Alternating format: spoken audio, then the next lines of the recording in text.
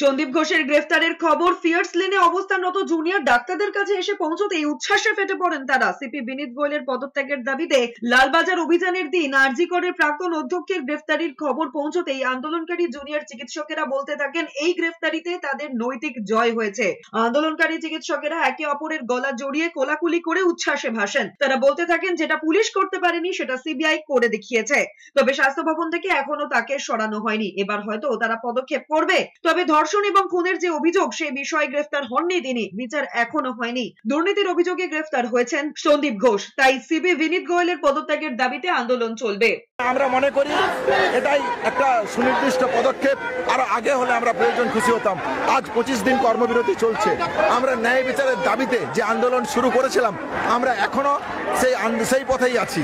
তাহলে দ্বিতীয়ত আমাদের যেটা ডিমান্ড ছিল, যে তথ্য প্রমাণ লোপাট করার চেষ্টা, এভিডেন্স টেম্পারিং এর কথা, রিকনস্ট্রাকশনের অর্ডারের কথা, কেন এফআইআর করা হলো না, এই যে কথাগুলো পরপর উঠে আসছিল এবং লোকাল কর্তৃপক্ষের যে উদাসীনতা আমরা দেখতে পাচ্ছিলাম, আমরা মনে করি সেই জায়গা থেকে সন্দীপ ঘোষের অ্যারেস্ট হওয়া এটাকে আমরা একটা আন্দোলনের জয় হিসাবেই দেখছি।